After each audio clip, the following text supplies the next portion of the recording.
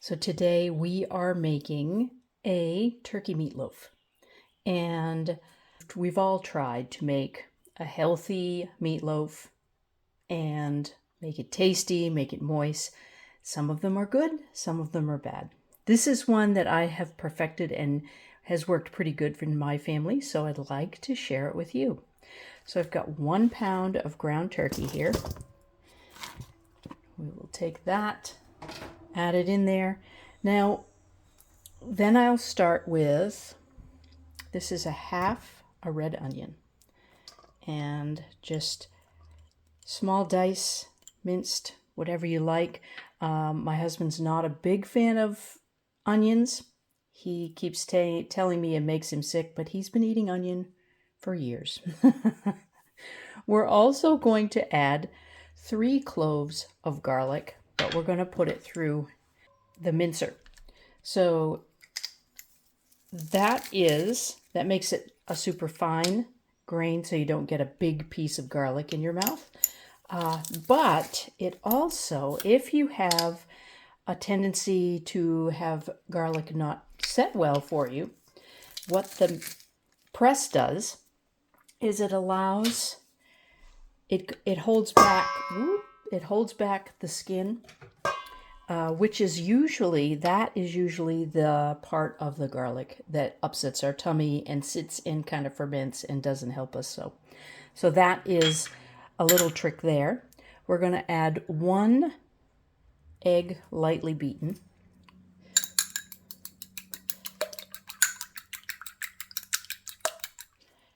Just to kind of break it up a little bit so that's easier to combine. I have, now instead of breadcrumbs, I'm gluten-free, so I add a 1/4 cup of flax meal. I buy my flax meal already ground. Some people don't.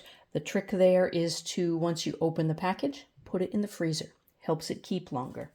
So, and then let's add, I have 1/3 cup of ketchup here. I usually do sugar-free here. So this is Primal Kitchen brand. Love Primal Kitchen, and all their sauces are super great. So let's get that out of the way. Then we have, this is 2 tablespoons of balsamic vinegar. We have 2 tablespoons of vegan Worcestershire sauce. And vegan is just what I have because I did do 3 years as a vegan.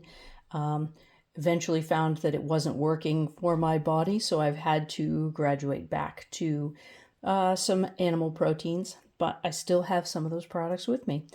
Here we have 1/2 teaspoon of sea salt, 1/4 teaspoon of black pepper, and 1 teaspoon of thyme. Now we will just combine, right? Just like we do any other meatloaf, we'll combine this. We don't want to overwork it because that's what makes it tough. Now, I'm going to do these in mini meatloaves, but you can totally do this in like a 1 meatloaf pan, just like you normally would. I just like my little meatloaf, my mini meatloaf pans that I found at a yard sale. Super cute, and it's kind of nice to have the little portions. So that's all I'm going to do to put that together. Let me wash my hands momentarily because we want to add a little nonstick to our plates here, our little dishes. So I have these. I'm just going to, I usually use a avocado oil spray. Today we're using avocado oil, and because I'm out of the spray, I'm just going to put, there we go. I'm going to put a little bit on the paper towel and just kind of do the sides of these little ramekins so that just to try and keep them from burning on too much and being too sticky. All right, and then we will divide. I've got 3. Normally this would make 4 servings, but I've got 3 ramekins, so we're going to do 3 big ones. So what I usually do is kind of just divide by 3. See, it's not a graceful thing. It just is. Plop it in there. See if we can make them nice and fairly even.